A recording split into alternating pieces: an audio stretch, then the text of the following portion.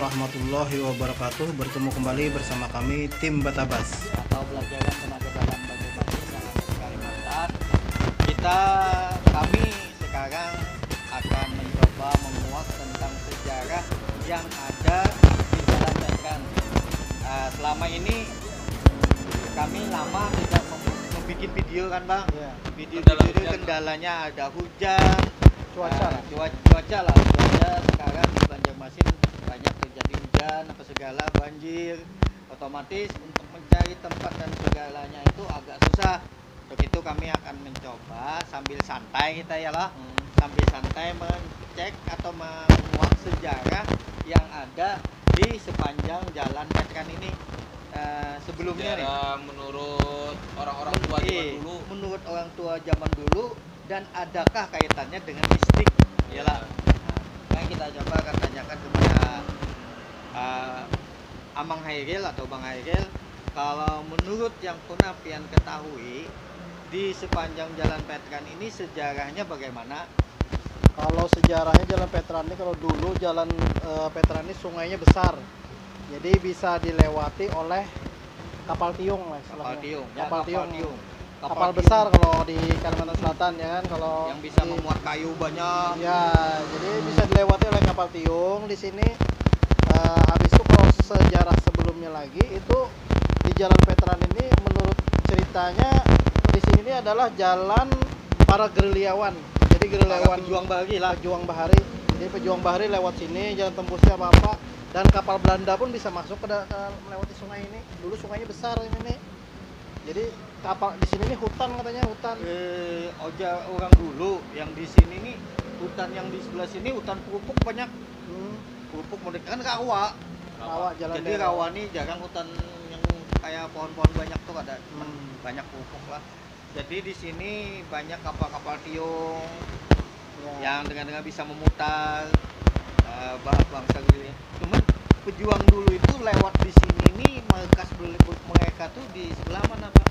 Kalau markas mereka menurut cerita orang tua dulu tuh ya di ada Pengembangan. Iya, Pengembangan, yang ada Tugu itu kan. Yang ada Tugu 9 November. Ya, ada Tugu 9 November, di situ mereka merencanakan akan berperang. Nah, di situ mereka kumpulnya juga. Jadi tembus. Jadi sungai ini tembus sampai Sungai Matapura. Ya. Nah, dulu kata salah satu pejuang yang kita temui, menurut mereka di depan Tempekong sana. Ya, Tempekong yang ada gambar patung monyet. Nah, di situ ada ulin, cerucuk ulin, tapi cerucuk ulinnya kecil, nggak seperti di Kuin. Kalau Kuin itu kan cerucuk ulinnya besar. Karena cerucuk ulin ini untuk menghalangi kapal Belanda. Jadi untuk menghalangi kapal-kapal para penjajah untuk masuk ke wilayah markas pejuang sini. Jadi setelah cucuk. Jadi yang paling banyak cucuk tuh mungkin di Kuin lah, karena cucuk namanya. Ya, di Kuin sama di ceritanya, kalau yang pejuang ini cerita di Kuin sama di Tamban katanya itu besar cucuknya itu. Kalau daerah sini hampir gini. Iya, besar kayak gitu. Jadi menaruhnya kayak gini kan, menghalangi kapal. Jadi kalau kapal menabrak pasti bocor. Nah, kalau yang di sini agak kecil katanya, sedikit ulinnya. Karena kapal besarnya kada mungkin masuk wilayah sungainya di muka Tempekong itu, sama di sana kalau di ujung Sungai Tabuk. Sungai Lulut dah. Sungai Gardu. Yang ada simpang 3. Iya. Nah, jadi di situ dihadang mereka luar dan dalamnya. Jadi para pejuang tuh, kalau pejuang lewat sini katanya lebih aman ketimbang kalau mereka lewat yang jalan pahlawan itu lebih kalau itu jalur utamanya. Berarti jalur utama malah di sebelah sana lah. Sekarang yang jalur utama malah Petran ini lah. Iya. Sepanjangan Petran. Makanya Petran ini bisa tembus sampai ke Martapura. Itu Jalan Petran namanya. Nah. Jangan menyusul di Sungai Tabuk. Ini Petran, itu Petran juga. Petran juga. Cuman terbatas oleh juga kelurahan kan. Iya. Nah, kelurahan ini. Kalau menurut Amang Isau atau Bang Isau, kalau secara gaibnya atau energi yang terdahulu, sisa-sisa secara perjuangan Bahari atau kayak apa masih ada lah kelihatan bekas-bekasnya. Bekas-bekasnya hampir nggak ada lagi, cuman untuk sekarang kita di sini emang ada sosok yang hadir, satu pejuang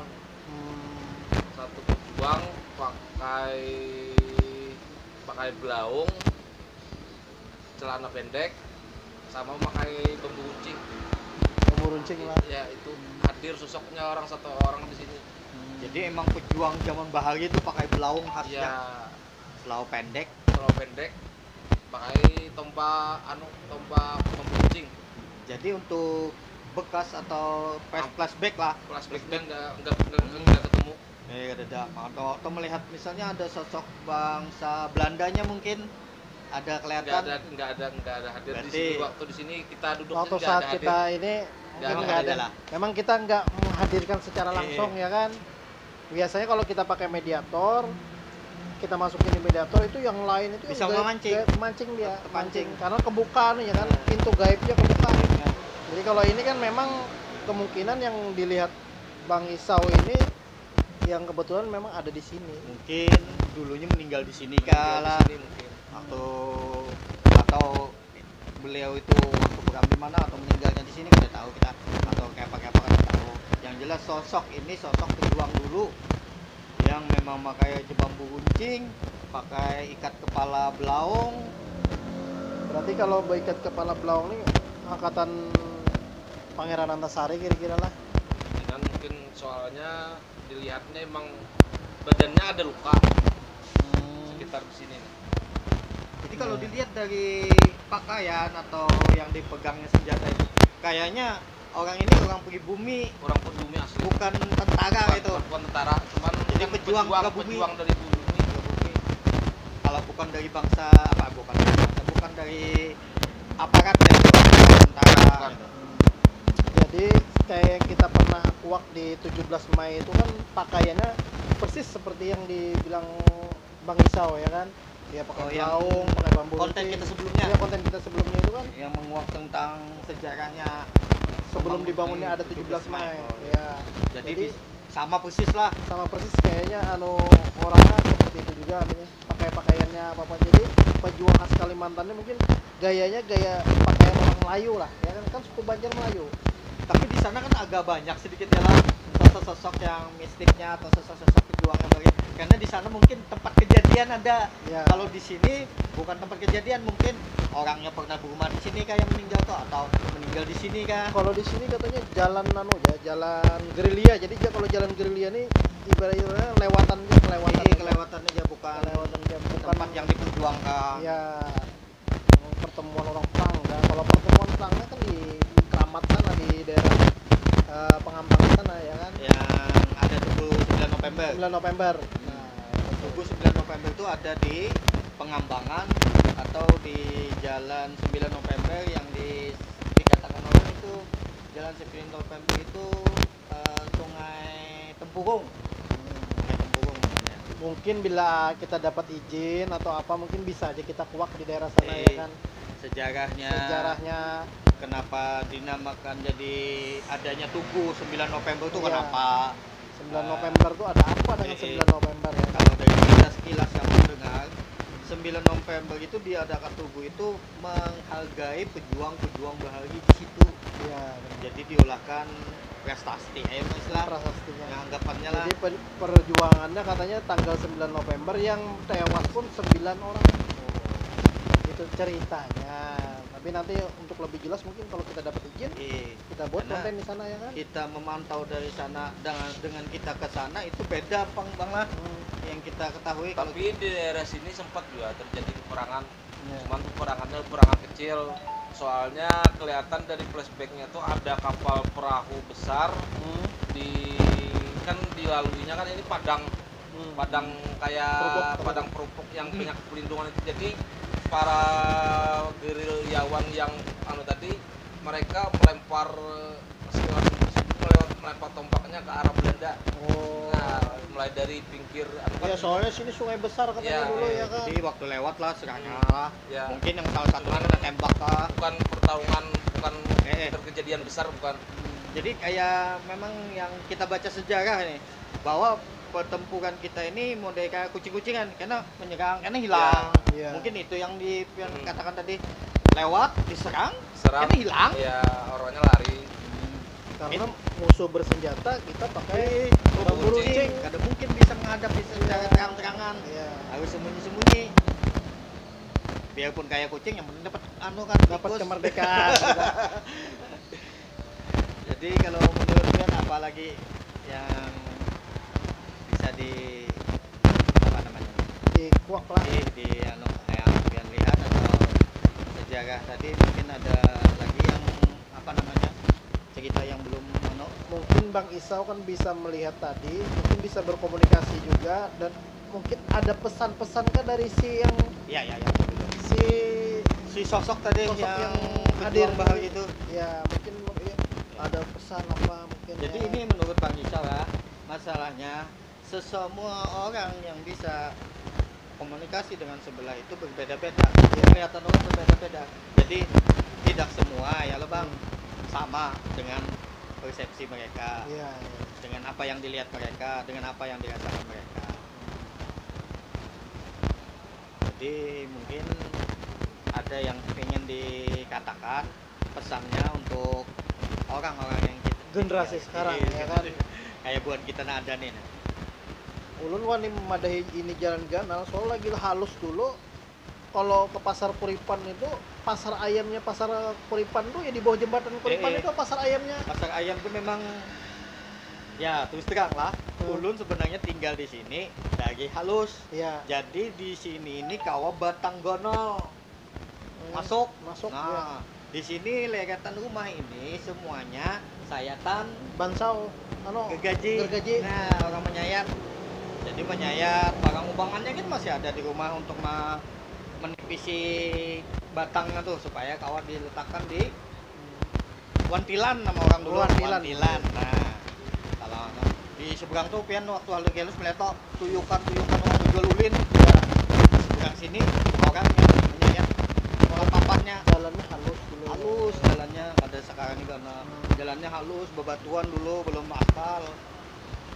Kalau daerah Jalan Pahlawan tuh banyak kuburan Bang di sini. Jadi Gimana Bang Isau Kalau ada komunikasi emang nggak bisa. Orang nggak mau bicara. orang harus bicara. jadi cukup itu aja lah. Cukup itu. Cuman dia menambahkan sosok aja. Nampak sosok bahwa di sini memang ada Mukanya muka marah. Jadi memang kita sebagai generasi muda atau generasi penerus ini seharusnya ya kan ingat akan jasa-jasa pahlawan yang telah berjuang memperjuangkan kemerdekaan di khususnya di Kalimantan Selatan ini, Banjarmasin khususnya ya kan. Nah, untuk anunya Indonesia lah istilahnya ya kan. Jadi mungkin Bang lah dari wajahnya aja kayak pian lihat kayak marah tuh mungkin keilmuannya atau dengan ininya merebut kita nih kada Kurang menghargai. Ya bukan perjuangan. berarti keilmuannya tapi kita kada menghargai, kada pernah tahu lagi kayak apa ini darah bukan titik paluh lagi darah nak titik. Kalau kita paluh aja titik bilang bang mamai, aku tuh paluh dapatnya ada duitnya. Istilahnya. Jadi kita karena beliau marah nanti mungkin kita beri Fatihah 4 kayak kalau. Nah, iya betul. Sekarang kita sudah ada lagi yang kita ungkap lagi lah Mungkin nanti ke depannya kita cari tempatnya yang pas, ada mediator. Yang pas ada mediator, emang tempatnya emang di situ emang Cocok. terjadi pertarungan besar. Iya. Kan jadi bisa dibuat diangkat ada. Jadi cukup sampai sekian. Sebelumnya marilah kita menghadiahi para Pahlawan. pejuang tadi. Ya, ila hadirat Nabi Mustafa Muhammad Rasulullah wa ila Fatihah. Auzubillahi minasyaitonir rajim. Bismillahirrahmanirrahim. Amin. Terima kasih. Jangan lupa Subscribe, like, comment, and share Channel Bertabas Gaib. salam